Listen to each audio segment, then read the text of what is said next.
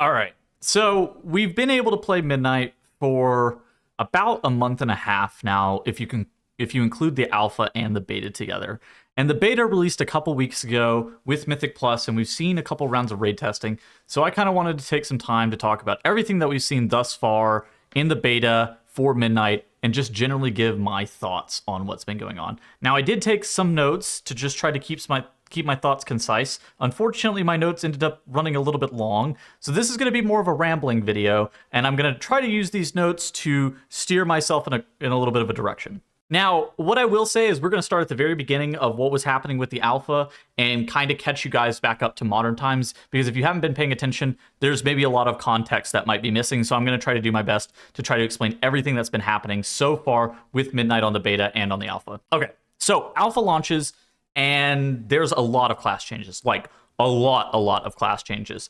Most specs ended up getting slightly better. Some specs got 50% worse. I would say most specs across the board probably got 5 to 10% better. A couple of specs maybe got 5 to 10% worse, and then a couple of specializations like Restoration Shaman, Fire Mage, and Subtlety Rogue ended up getting like 50% worse, to the point where some of the changes to Restoration Shaman have been starting to get walked back, and some of the changes to things like Fire Mage and Sub Rogue have been, they haven't really gotten changes, but we'll see what ends up happening with those in the future. Now, what's been happening with the class changes? Pretty much straight across the board with the class changes, Blizzard has one goal in mind, and it's to try to reduce complexity of specializations, whether it being removing some CC options, removing some defensive options from specializations, and then just removing unnecessary complexity or fat where they see fit. I think most specs straight across the board ended up getting like one defensive removed, maybe multiple defensives removed if you're a mage. And these are decisions that I think that I tend to largely agree with Blizzard on.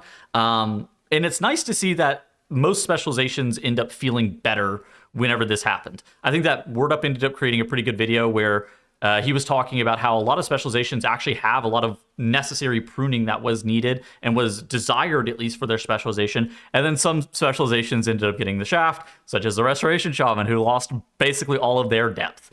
Depth is kind of an interesting thing to talk about whenever you're talking about specs and classes, because depth, at least for World of Warcraft classes, does create replayability. And a lot of classes have so much unnecessary depth that there are things that you don't track or you don't even pay attention to because it's too complicated to be able to min-max those things. I think the talent trees, Dragonflight talent trees, really are a source of a lot of bloat that came with a lot of the specializations. And so Blizzard trying to curb some of that does tend to make sense. And Max ended up getting a bunch of community members together to kind of talk about their thoughts on their specializations after some of these changes were announced. And again, like I said, most people said that their spec was getting a little bit better, not a lot better, but most people were saying that their spec was getting a little bit better, and then some people were saying that their spec was completely in shambles. Now, there were a couple of other class changes that ended up happening. Apex talents were added, and basically these are 3 nodes that are at the bottom of your spec tree that do random miscellaneous things. Most of them are fairly passive and not something that you interact with heavily. Some of them have a little bit more impact. It's kind of like a your mileage may vary kind of thing, but it's not as impactful as hero talents were. Now, hero talents did end up getting 3 more nodes on a per tree basis. Those could be more impactful or less impactful. I tend to think that for most of them that I saw, that they were also less impactful. So a lot of players got a lot more talents. Not many of them actually ended up doing much. On top of those changes to Apex talents and classes and whatnot, we also have kick changes where healers, they lose the ability to be able to interrupt. All healers no longer have a kick, except for Restoration Shaman, who has a 30-second wind shear, which is crazy because Resto Shaman, even in the era of no healers have a kick, Resto Shaman always had 12-second wind shear. So now Resto Shaman has 30-second wind shear. No other healer has an interrupt.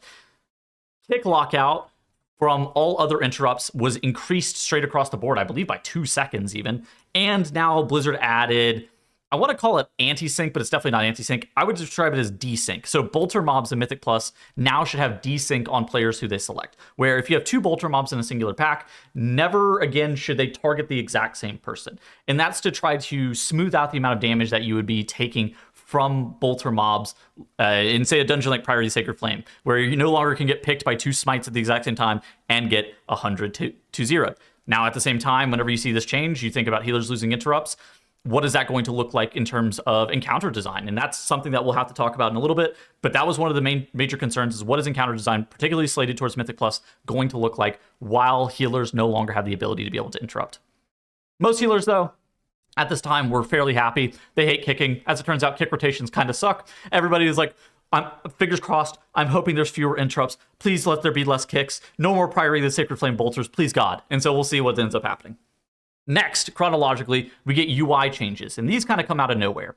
With, expansion launches, class changes are kind of inevitable. This is the most class changes I've seen since maybe Legion, and for an expansion launch. But these UI changes, these kind of come out of nowhere. And so Blizzard announces that there's going to be UI restrictions rolling out with Midnight, and they don't really explain much more. The only thing that's actually given to the player base was a blurb from Ian Hazzikostas in a content creator interview, where one content creator asked, so are weak auras getting axed in Midnight? Where Ian basically goes to say, no, weak auras are not getting axed. And then he goes to talk about secret values.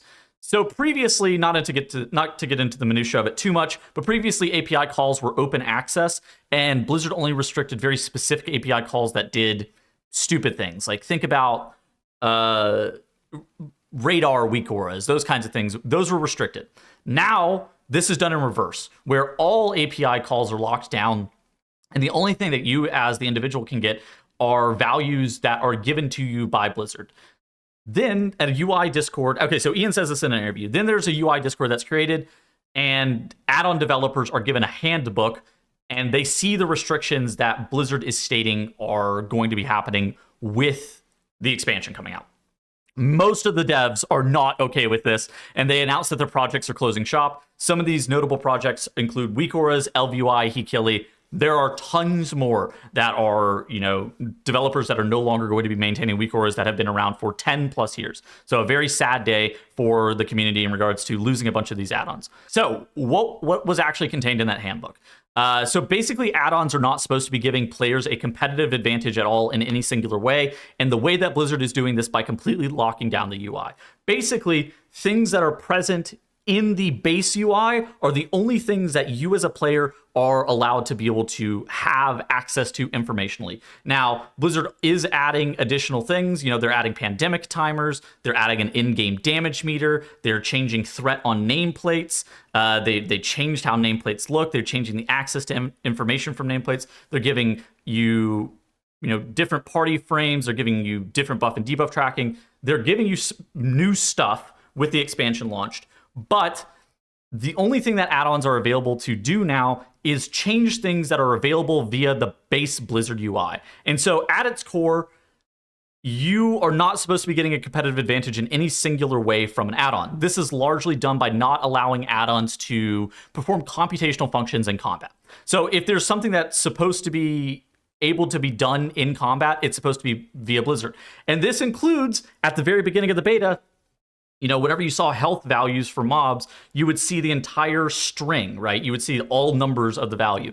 Now, since then, they've added a function that would shrink that value, an enumeration function that would allow you to put it in thousands or millions or whatever, like most players end up having it. But originally, you would just see raw number value. And there's like a lot of consequences of not being able to perform computational add-ons. Additional things such as, pandemic dotting, loot council add-ons, those got broken as well. Cooldowns on nameplates, plater scripts, nameplate recoloring based on dots, Omni CD, kick tracking, all of that is completely gone.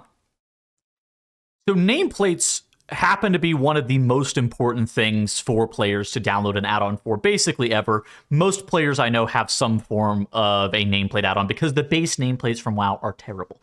Blizzard did go through and they made their base nameplates better, but they're not that good. And so players actually still need things like Platinator or Plater. Plater's going to continue maintaining their project. This just with significantly reduced functionality. But at the same time, Blizzard added a stacking nameplates variable that created a viral clip for Ellesmere Gaming that you can see on screen here. Good for them.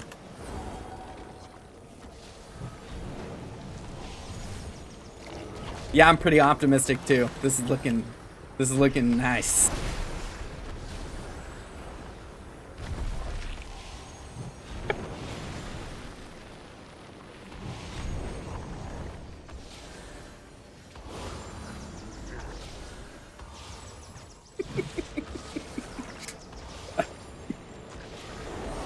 So yeah, nameplates, they're kind of in shambles. Blizzard said that they're going to fix the stacking problem, though. TBD if that actually happens. Additionally, Blizzard does end up going through and adding their own version of a boss mod add-on, which things like Bigwigs and DBM, they are going to be pulling the data from the Blizzard baseline boss mod and then giving it to you in bars. Right now, Blizzard only has a timeline, but DBM and Bigwigs are going to be giving you bars. Both of those add-ons are mostly fine, but now we're actually stuck where in the past, Bigwigs and DBM could actually give you conditionals if the spell queuing on a particular boss was a little bit funky. Now, there's no more conditionals if spell queuing is a little bit funky on a boss. There's no more computational functionality. You just get what you get from Blizzard. Now, then Blizzard goes through and goes, okay, that was a little bit too aggressive. We're going to cut back on some of this. And so they add things like pandemic dotting, fixes for loot council add-ons. They add some HP shortening strings. They release the damage meter. They go through and they actually give you some of the stuff that you need as a player based on player feedback. And they also make some changes to the cooldown manager in the process as well. The cooldown manager now is going to be basically replacing any weak auras HUD that you had prior.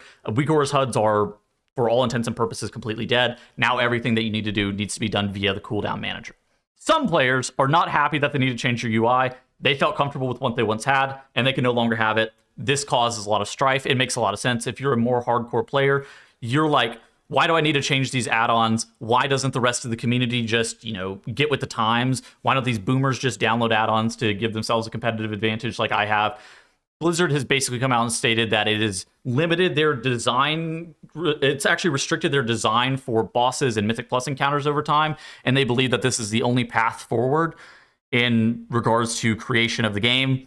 At the same time, it's really tough. I mean, Blizzard kind of relied on add-on developers for 25-ish years to be able to continue to, create add-ons, and now Blizzard is basically doing it in shop. They took free work from other people, now they're paying their employees to be able to do it. So it's a bit of a gamble too, and it's very costly for Blizzard to do it. And many players, I would say, think that these changes will move the game in the right direction.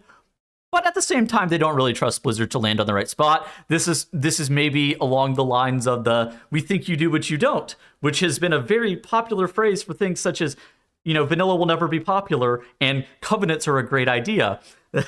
Trust for Blizzard from the general player base, not exactly high, but a lot of players do think that these changes will move the game in the right direction. At the same time, Blizzard needs to get their shit together. We're currently kind of in a spot where we have a lot of promises for things that are going to change and what's going to end up happening and how add-ons and the UI are going to function, but we don't have a lot of action from Blizzard's end. It's really hard to see where everything will land, especially since everything is so fluid, and we finally now have an announced date of the expansion launching coming out on March 2nd. So now there's a designed timeline. Blizzard only has a bit over 2 months, a bit over 3 months even, to be able to get all of this stuff done. Now, talking about beta add-ons, as if this wasn't already problematic enough, since so many well-developed long-term add-ons are closing shop, we have a lot of new add-ons entering the space. Many of them are AI-generated, where they're using code snippets from AI-gen tools, and honestly, they're just poorly designed more than anything else. I think AI-gen add-ons, AI programming, it is what it is. Like, it's just how you program.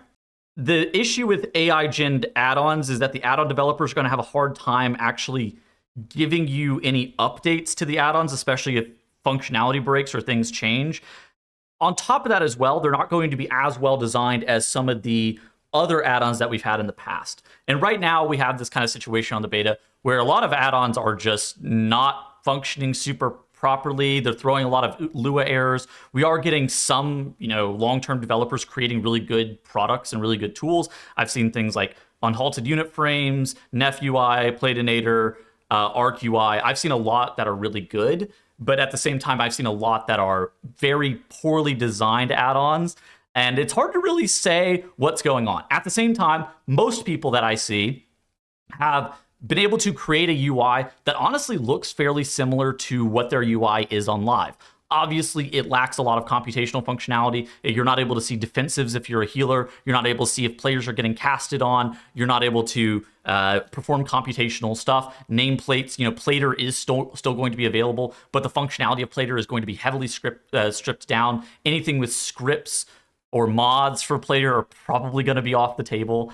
And so a lot of that stuff, a lot of that functionality is going to be gone. And but most people's UI looks largely the same from things such as the cooldown manager and some of these UI add-ons that we have. Personally, I've ended up downloading a lot of add-ons. I've been trying a lot of stuff. It's not like a buffet. I just download a new add-on every single day, and I'm like, ooh, this looks nice. And then I try something new.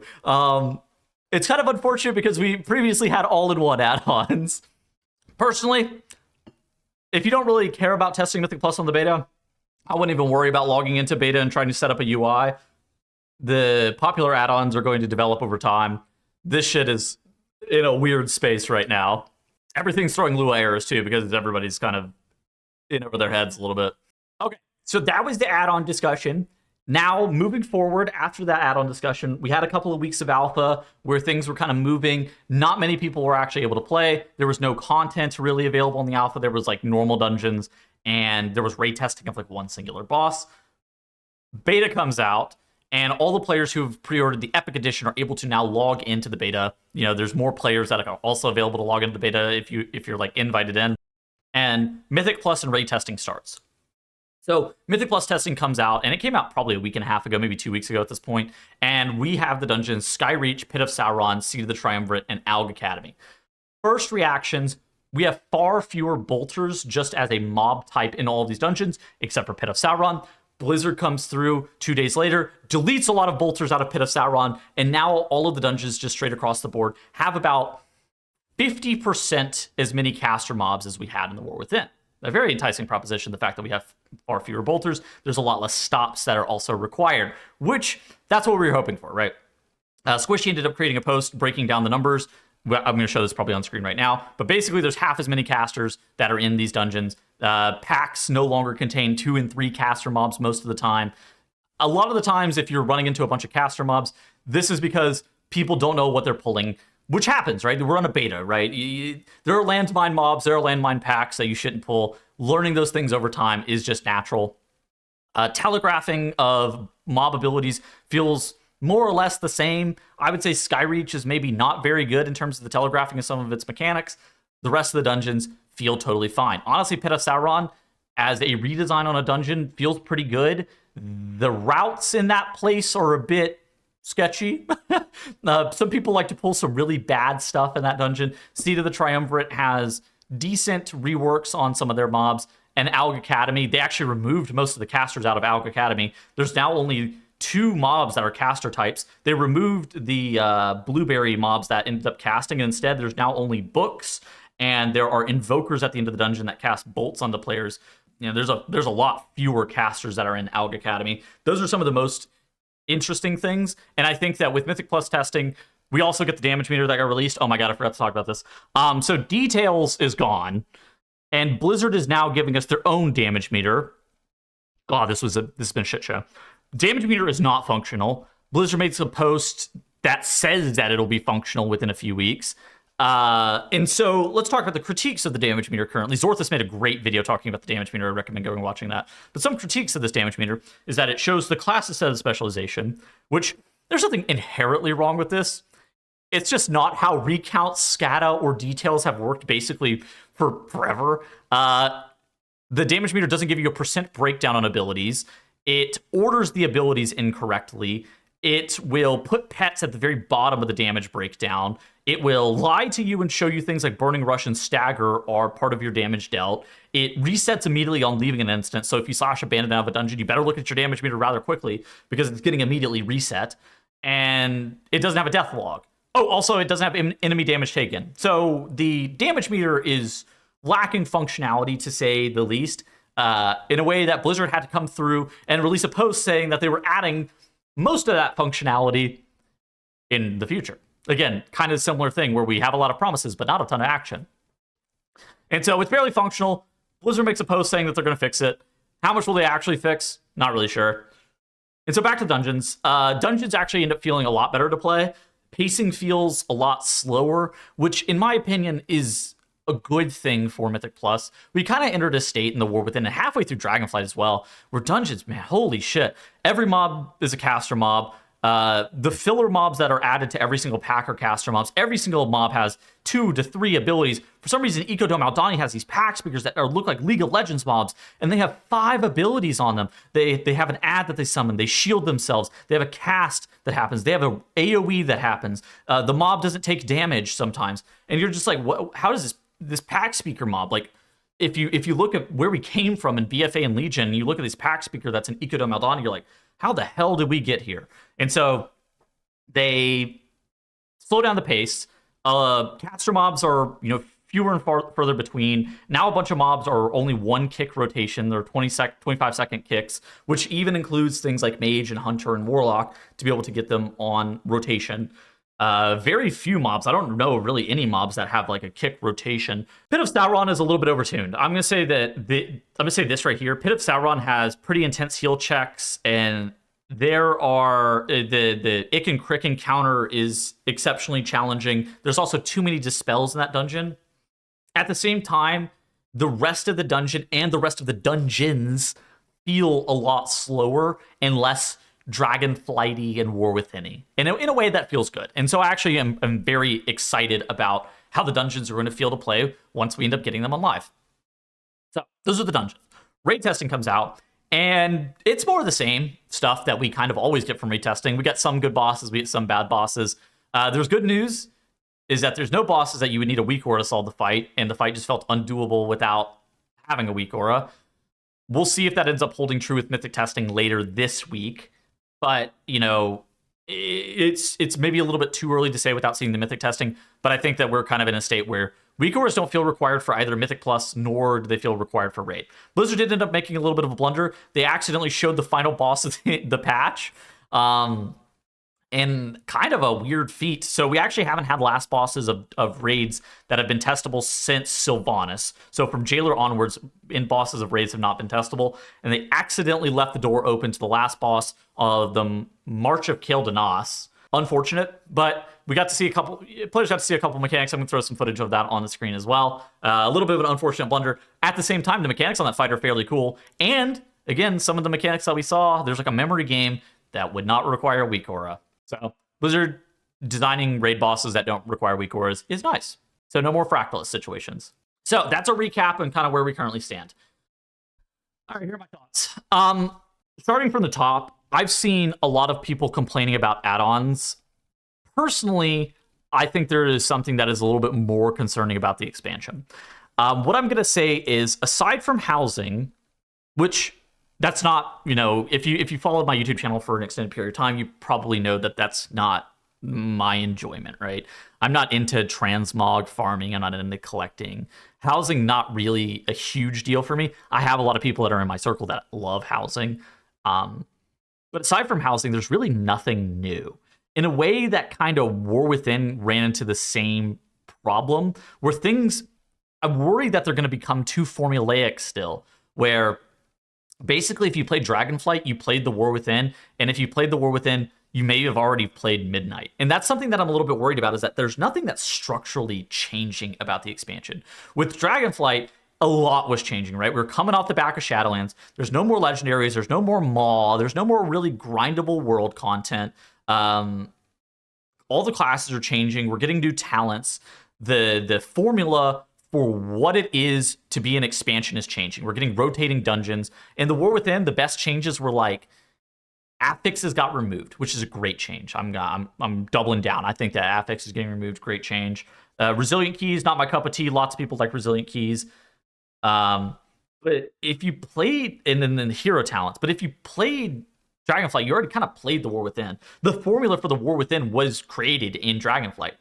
And so while the content from the dungeons, I actually like the dungeons, and I think that the raids are interesting, the content is good, but content, at least for me, isn't enough most of the time. Like the Mythic Plus and the raids are fine. It's if there's nothing that's brand new and you've already feel like you've played the expansion, that to me is a very concerning sign of like, what am I supposed to see that's brand new here? Because I don't care about Apex talents, right? War Within had hero talents. I didn't care about hero talents. I didn't care about Apex talents, right? Those are not things that get me to log in. Structural changes to the game feeling different. Those are the things that really get me excited. And I am excited for Midnight. Like most people are dooming Midnight. I am not one of those people. I'm actually excited for the new content and the new expansion, but I do worry that it's not going to feel fresh enough in a way that lowers the amount of replayability that is had over the course of the expansion.